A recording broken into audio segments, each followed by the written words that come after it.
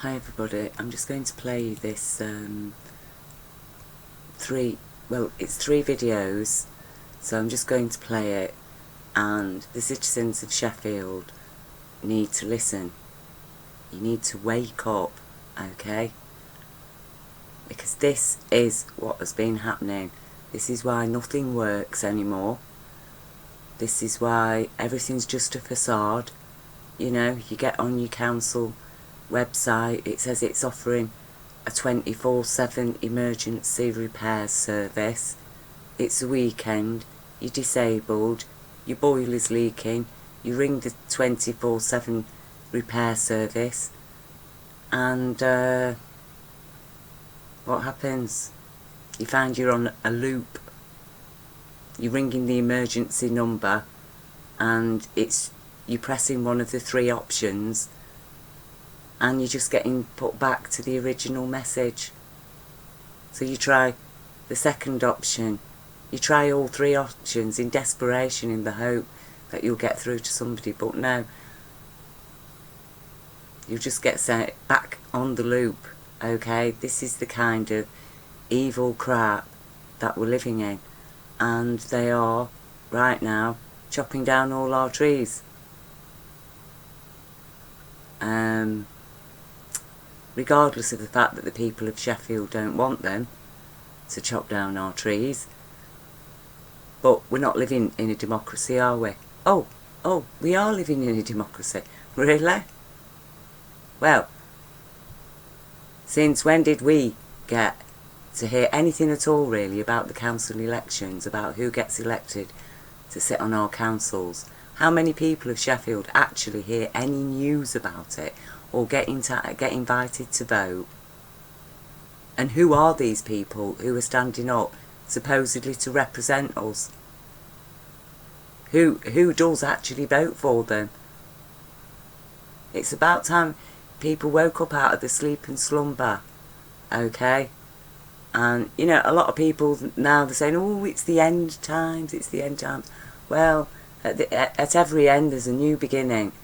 And according to the corporations that are controlling our planet right now, under corporate law, the citizens of Sheffield, we're dead. Okay, that's how they class us, as dead. Well, people like me, and this gentleman here, and the gentleman doing this video, and so many other wonderful people that I know, we're here to explain we're not dead, we're alive, and it is time that the dead woke up, that the dead were raised, okay?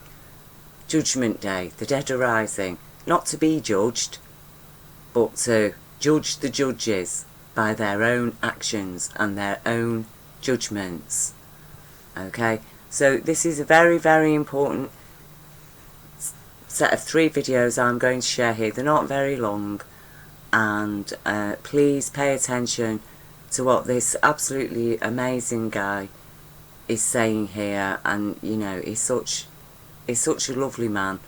I really feel like I wish I could meet him to give him a hug. Okay, so I'll just leave it to play for you.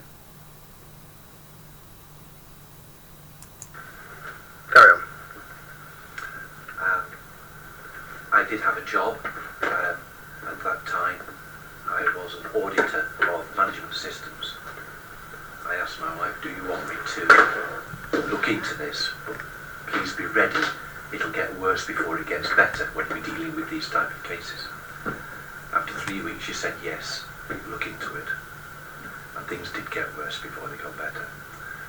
What it turns out was that the council was claiming a prior consultation and consent for projects for which it was drawing down European money.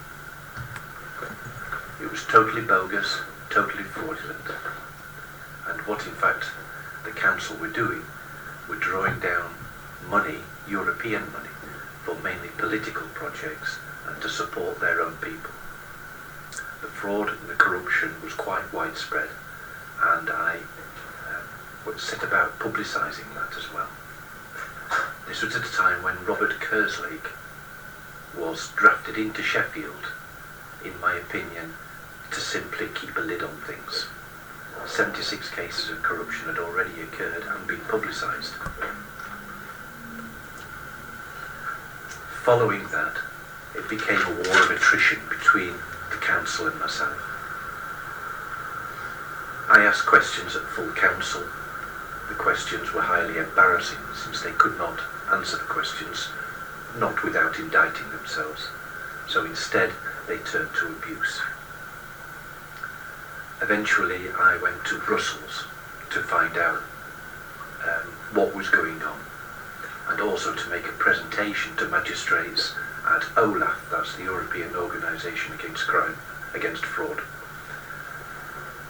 They were fully aware of what was going on, and it was they who dubbed the term Sheffield as being the corruption capital of Europe, and that's an epithet that's stuck ever since then. I continued to uncover more corruption in Sheffield. Again, Robert Kerslake was at the head of all this. That's not to say that he personally was corrupt in any way. I've never accused Robert Kerslake of anything. It's just that as the executive leader of the council, he had to bear some responsibility for what was going on under his tenure. After the exposure of the corruption to OLAF, who agreed with my findings, they then set about a whistle-stop tour of South Yorkshire on what was a cleansing exercise, basically going to the places I'd already been and simply mopping up any incriminating evidence. Since then, other people who'd also been abused had started to come to me with similar stories, and it was the same pattern of behaviour.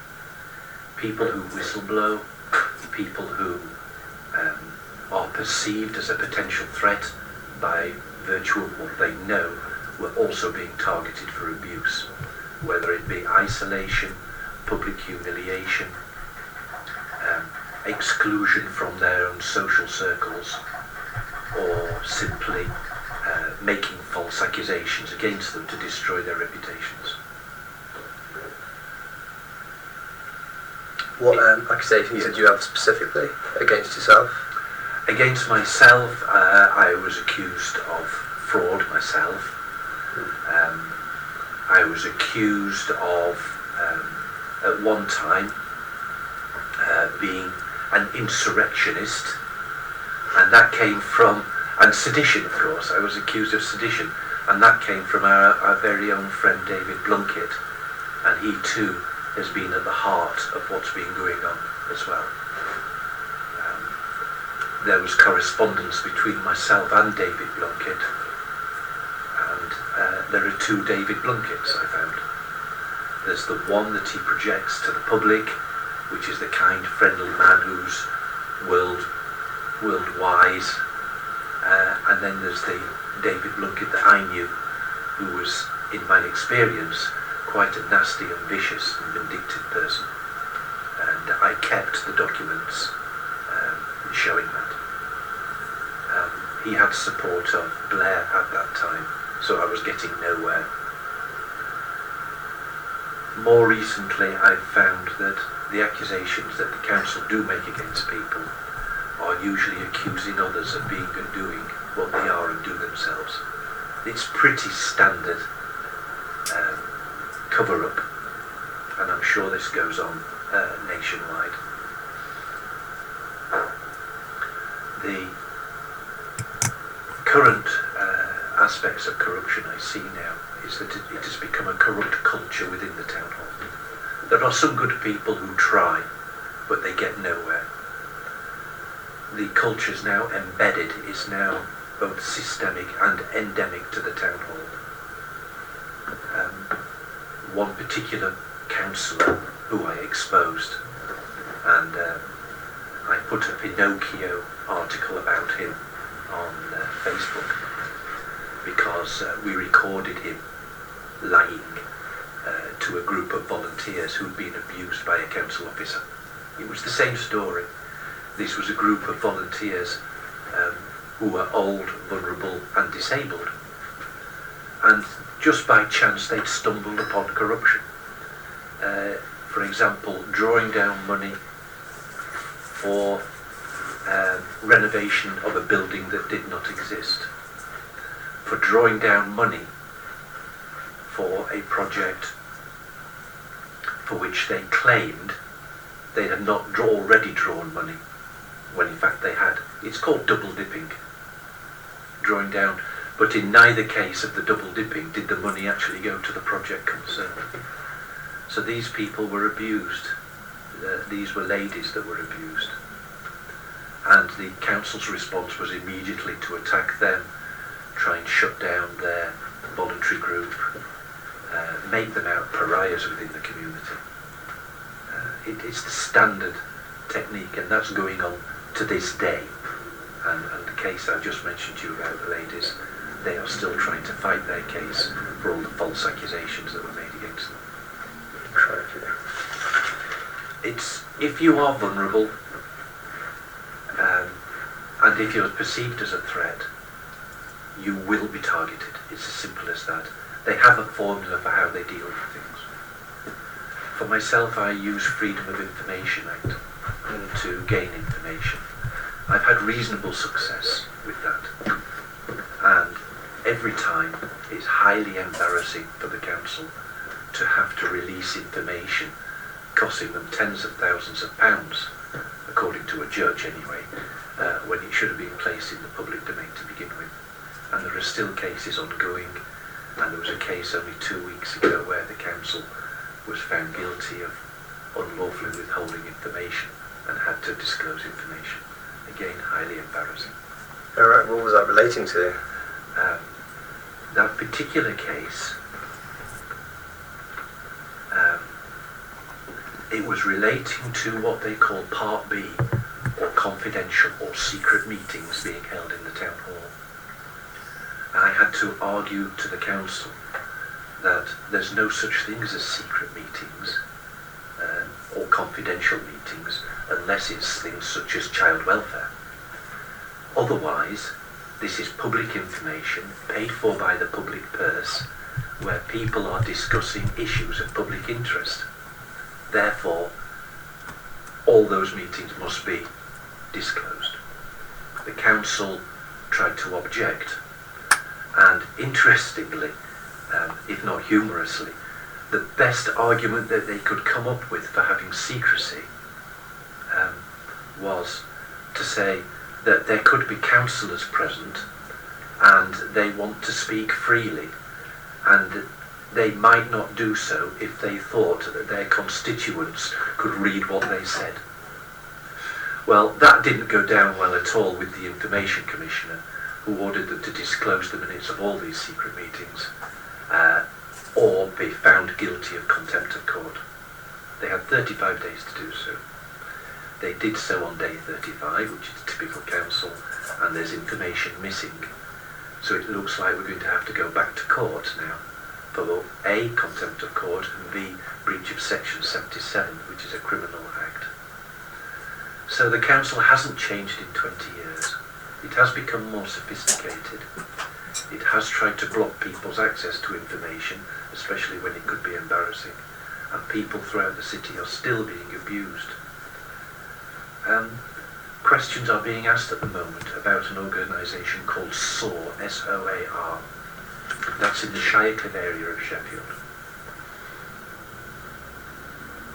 And what's being noticed there by local people is that they're drawing down lots of money, but none of it is having any effect upon the local communities for which the projects are supposed to help. In addition, they've been claiming support from various community groups in order to justify bringing down the money, yet those community groups are saying, no, we were never consulted. So we're back to where we were 20 years ago. The fraudulent access of the money going to the labour apparatchiks to give them non-jobs, and the money not getting delivered to where it needs to be delivered.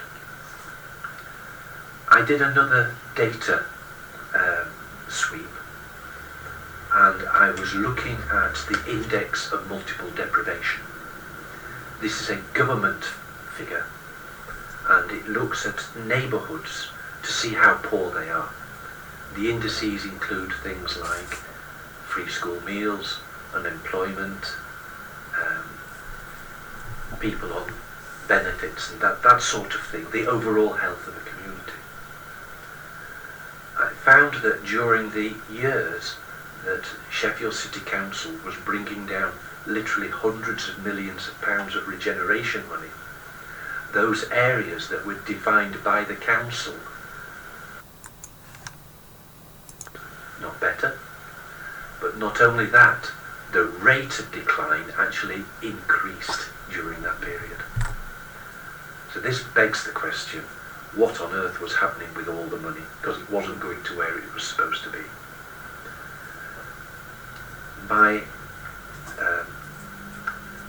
My efforts to try to bottom out this eventually dried up. Okay, we have other things to do, trying to help other people who are abused with their casework. That takes priority. So we have to choose which little battles we want to do. But overall, what we have here is a council that is absolutely corrupt. The corruption is absolute. It's led from the top down. It's out of control. Everything the council touches, it taints. And as it has neither the will nor the ability to change, only outside intervention is indicated. And that's the situation in Sheffield today. Thank you very much. Brilliant. I've just got a couple of questions. Yes.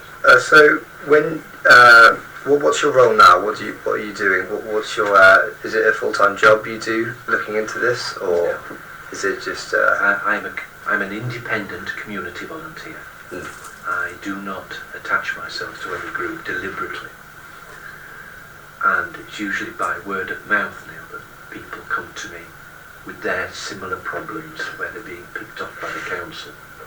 It's always the council. That's 100% of the cases involve the council. And they're asking for help because they don't have the same experience or expertise that I have. It could be, for example, a simple case of doing an audit on their behalf, find out where the money's going.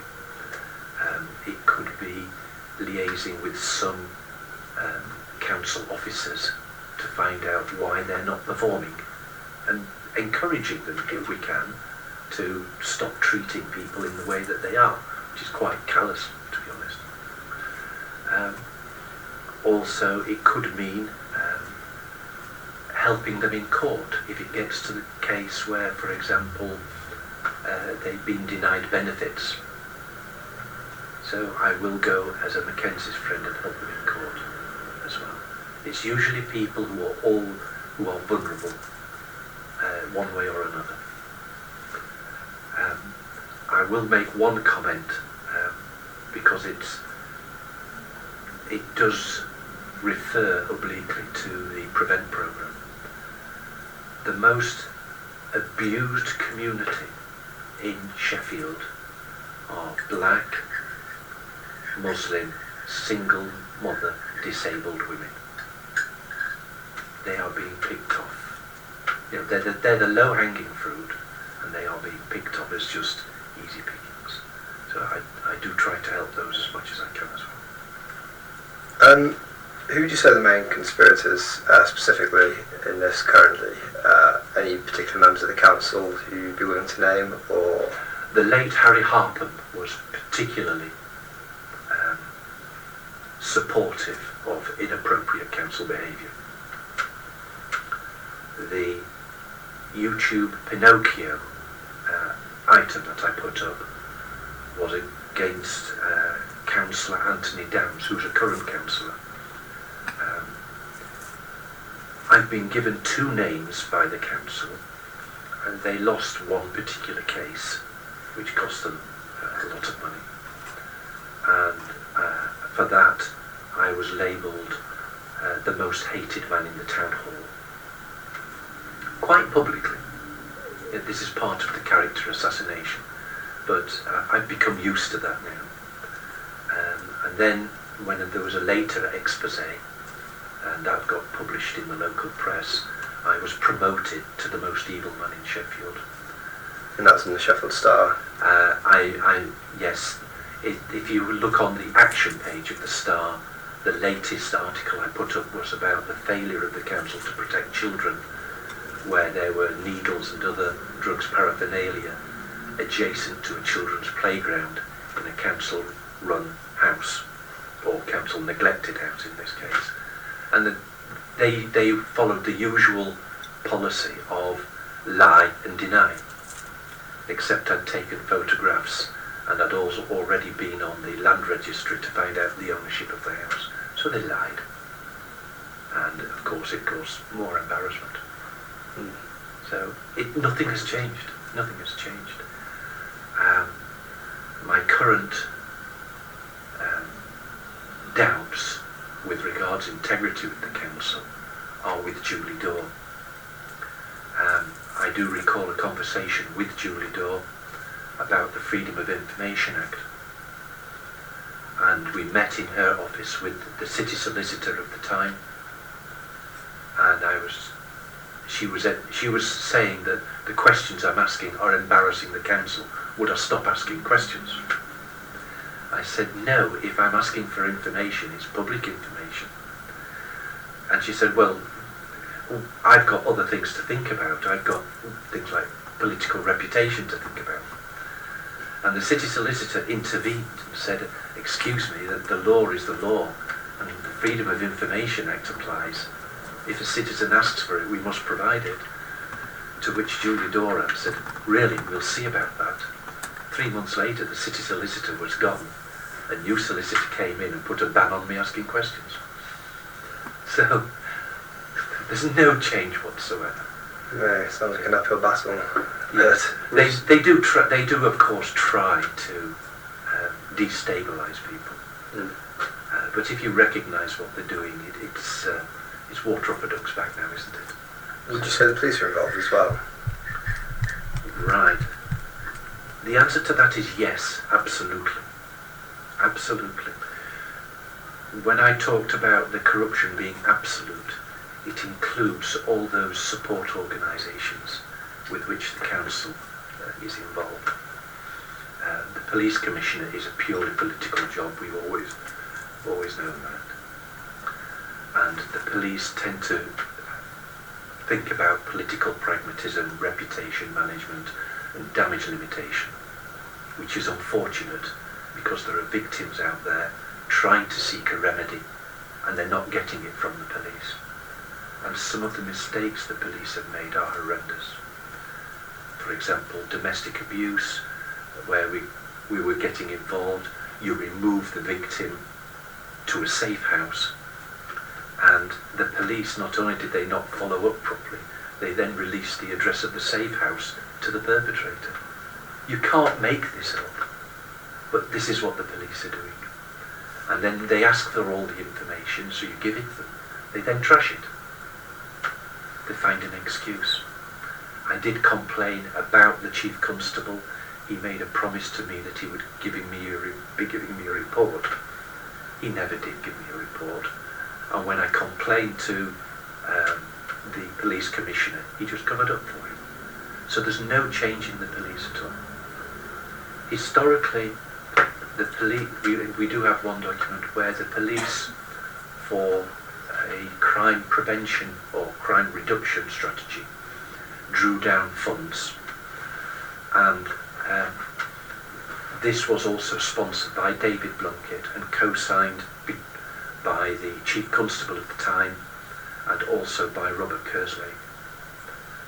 What actually happened was, in the areas of Low Edges, Batemore and Jordanthorpe, despite all the fiddling that they possibly could, crime actually went up during the crime prevention project. So, highly embarrassing. Did they report it as such? Of course not, because we were talking about reputation management. Then it was reported in Blunkett's own constituency later on in Brightside at a meeting there. I got the minutes of that meeting, saying what a success it had been. And not only that, but the local community had agreed to pay for the PCSO scheme.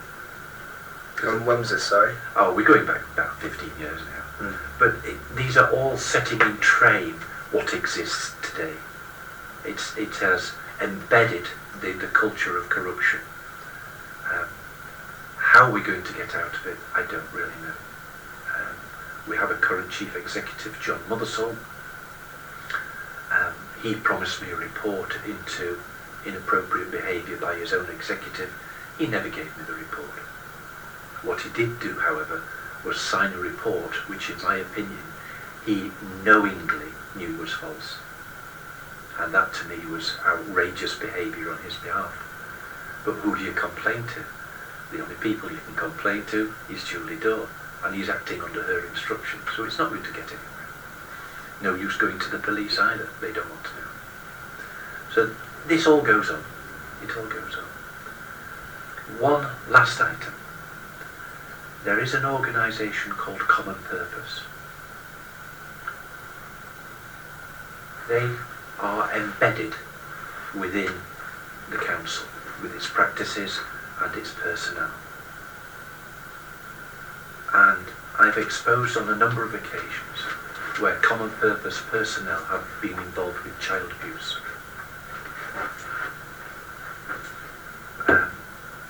Their model that I've seen in Sheffield, the way they got their business was through insider dealing.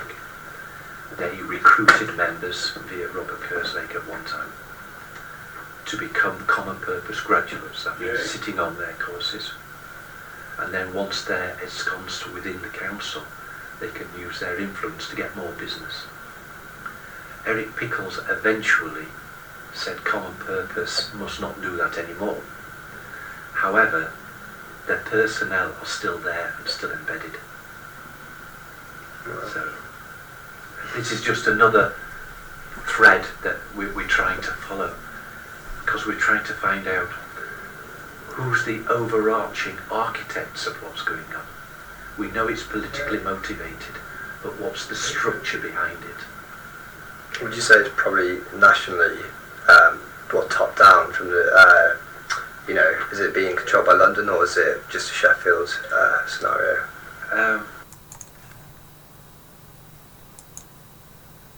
Mostly a Sheffield scenario, but it does have top-down support. Historically, when I've gone to Blunkett in his position as a minister, and even Tony Blair, immediately I came up against a wall, and people were just never being prosecuted, which tells me that, as you've suggested, there is at least tacit support from the very top. I'll give one example of this. Actually, I think this was during Conservative years. I put out a blog, and on the blog I'd said that this government is Antoinesque. I was referring to Marie Antoinette and the fact that she didn't really have a clue what was happening at ground level, and eventually the people turned against her. Like Grace from Zimbabwe, you could argue. Like Gucci Grace. Yeah, yes. Gucci Grace, yes. They didn't read the mood of the people. I received a phone call at 9 o'clock at night on an ex-directory phone number. It was a man, he said he was from the civil service, who was from London, very politely spoken, London accent. And he said, we accept that you have freedom of speech, nothing you've said is libelous, but I've had my instruction, could you please stop using the word Antoinesque? And I said, well, thank you for telling me that, but why should I stop using the word Antoinesque? He said, it's because the boys upstairs don't like it. And the conversation ended at that point. And of course, my next blogs included the word Antoinesque.